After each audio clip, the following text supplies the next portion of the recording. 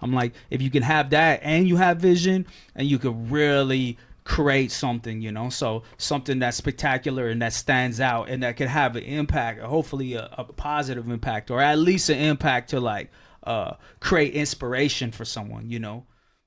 Based off of that ish. Reaching the lows, hit. Seeing me grow, feeling the growth shit. Facing the day, facing the snake spit. Switching.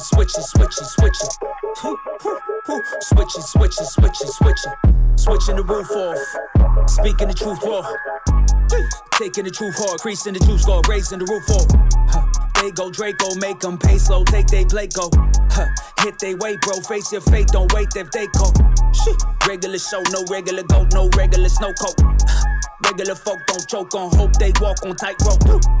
Raising all my dreams, I get my patience from my dreams. I get my patience from my dreams. I get my patience from. Get it from the source, God be my plug. Feel it, no remorse, I'm high like doves.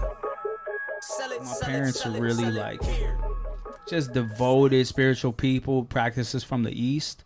So like, my name and a lot of things I was around, like, people who just didn't conform to like the way that society thinks, and have a real spiritual connection, and knowing that we're all connected in this way, and all the things we do, including the planet, impact each other. So, I had that at home, and then going to school and dealing with, being different, having a name like Jai Nitai Chandra Das, like, I didn't want to be different from that. I was rebelling against certain things that were coming, and then I got involved with hip hop. And then at one point early in high school, I started writing, and just like secretly. It's not like now, you do a song tomorrow, drop it the next day. Like then, like you spend years just developing your craft, because you're rapping in ciphers, or a lot of it was in relationship to live shows, because studios were so expensive, So like, for me, music is my household too, but it was like devotional music. So my dad's a multi-instrumentalist. He plays saxophone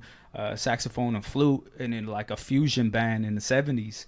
And then he gave it up at one point, him and my mom, just to do only music in relation to devotion. So it's like all those things I be out here saying, like all the things I was insecure about, in truth, became my superpowers when I embraced them. And this is what I be telling everybody around, and reminding them that, your vulnerability is your superpower. So step in that. You step in that, you level up.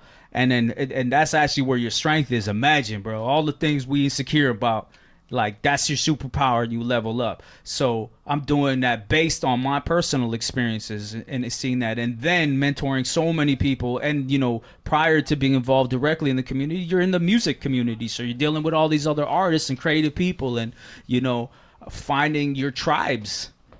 Like I started finding my tribe of being like, it's like, I'm not conforming. I'm not trying to make music that is gonna like, I want to push boundaries. I want to shake shit up sometimes, but I want it to have a message.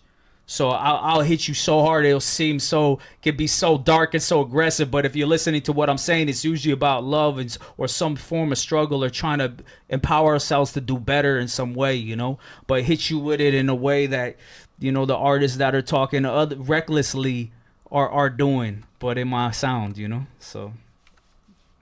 That's the way you gotta touch people sometimes, Bad, come. You gotta hit them on their level. Yeah. And then through that you're able to. And sometimes it's a sound. Sometimes you're like, all right, they're not even paying attention. Like in truth. Yeah.